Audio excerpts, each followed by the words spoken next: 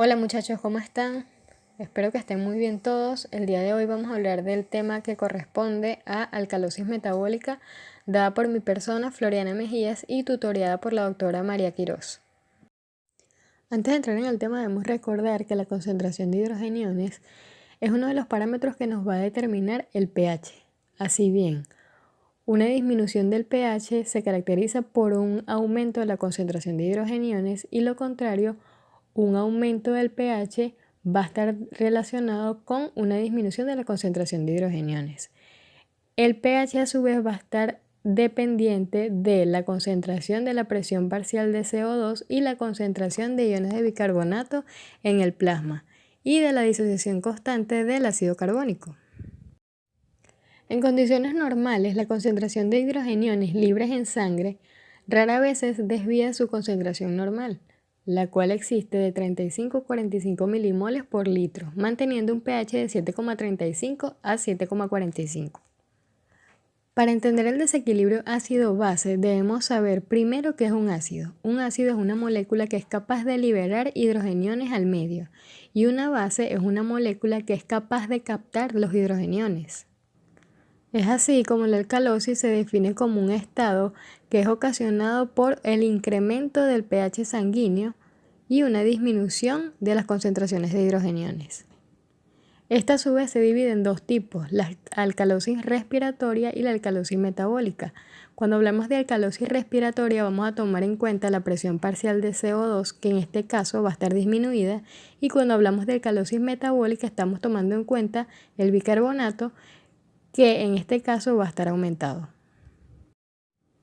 La alcalosis metabólica es definida entonces como un estado fisiopatológico que involucra una alteración del equilibrio ácido-básico, donde, como ya les había mencionado, existe una disminución de la concentración de hidrogeniones, un aumento del pH, una disminución del CO2 y un aumento del bicarbonato.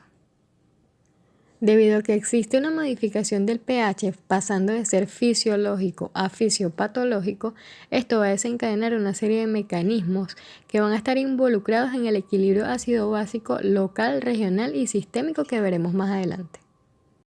En cuanto a las causas de la alcalosis metabólica, tenemos que esta puede ser muy variada. Existen tres tipos principalmente.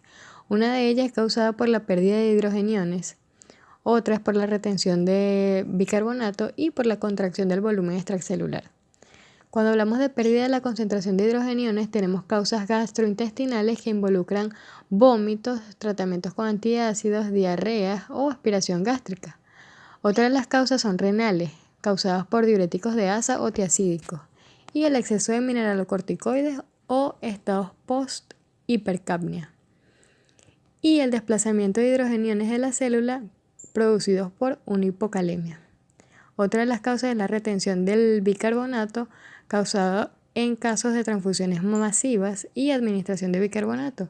Y cuando hablamos de contracción del volumen extracelular, se dice que es causada por administración de diuréticos, pérdidas gástricas en pacientes con acloridria y pérdidas por sudor en casos de fibrosis quística.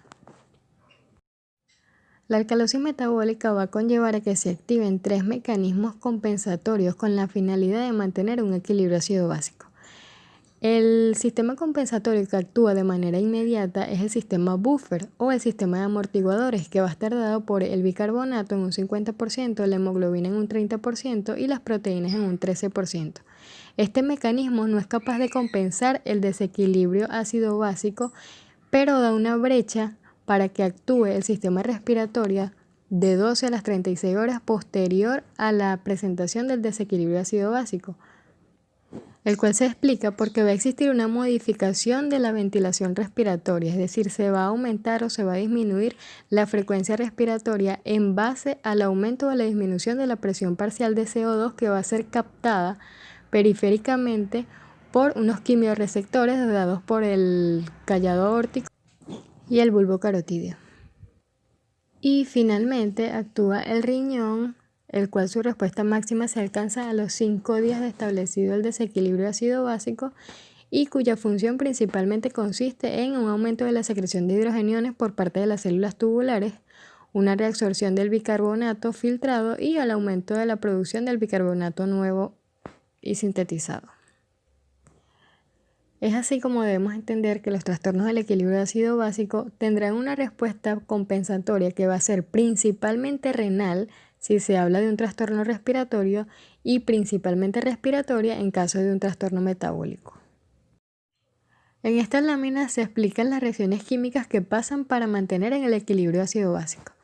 Tenemos que cuando existe una disminución de la concentración de hidrogeniones, ¿verdad? Va a aumentar la disociación del ácido carbónico, es decir, este se va a dividir en una molécula de hidrogeniones más una molécula de bicarbonato.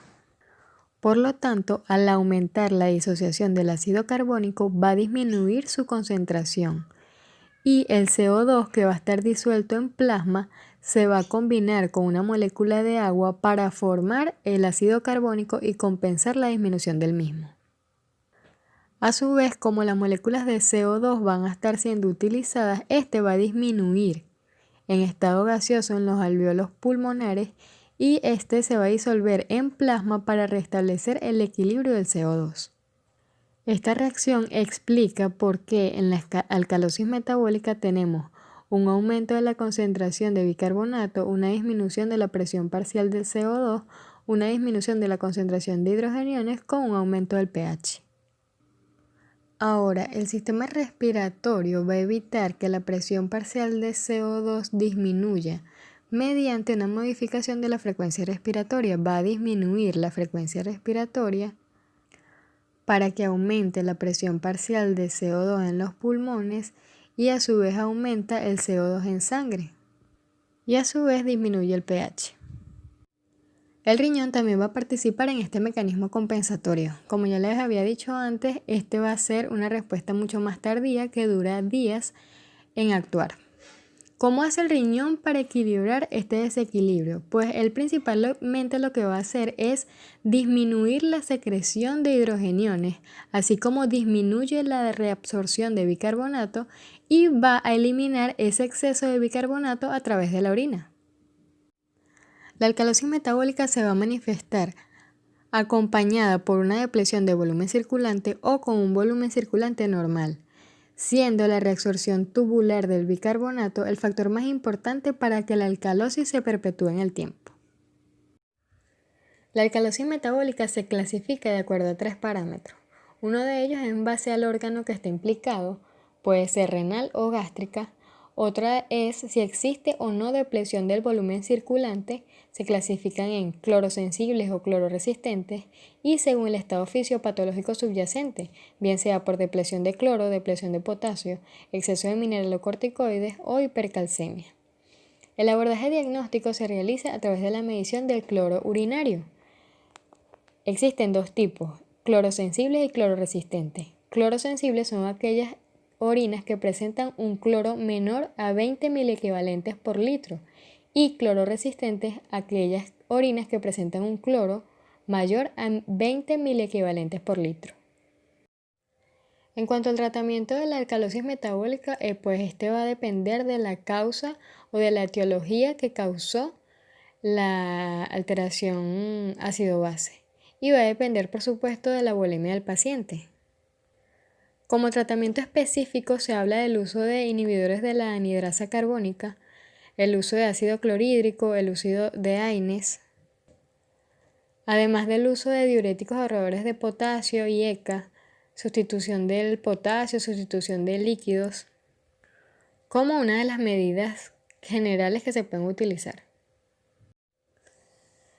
Cuando nos encontramos frente a una alcalosis clorosensible donde existe una depresión de volumen, esta se va a tratar con una infusión endovenosa de solución salina 0,9.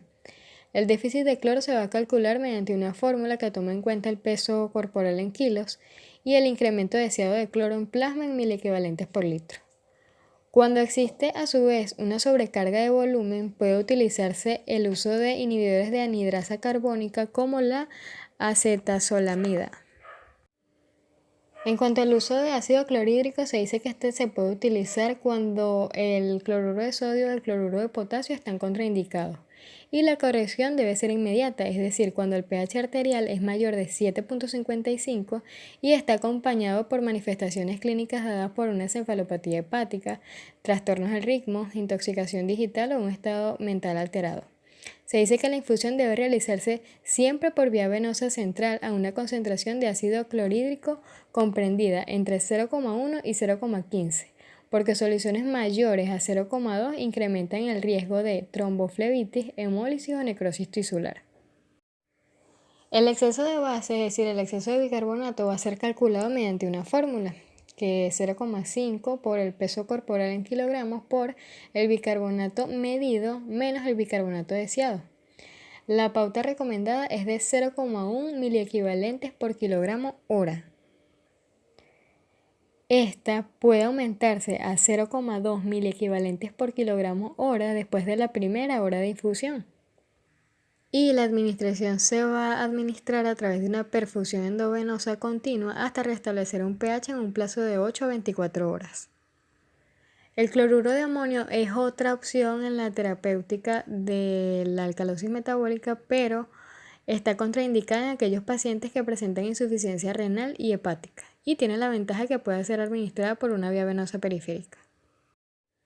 Si tenemos un paciente que presenta deterioro en la función renal o tiene una sobrecarga de volumen o resistencia a la acetazolamida, podemos recurrir como terapéutica al manejo del reemplazo renal a través de la diálisis peritoneal o la hemodiálisis, y esto va a favorecer a su vez el recambio de bicarbonato por cloro. Y por último, cuando hablamos del tratamiento de la alcalosis metabólica clororesistente sin depleción de volumen, se basa el tratamiento terapéutico en la causa específica, como les mencioné anteriormente. El tratamiento del exceso de mineralocorticoides se va a tratar quirúrgicamente de la fuente de producción, bien sea suprarrenal, la hipófisis o un CA. Y en la administración de medicamentos inhibidores de hormonas como la aldosterona y la renina. Bueno, espero les haya sido útil la presentación. Esto fue todo lo que corresponde a alcalosis metabólica. Muchas gracias por su atención.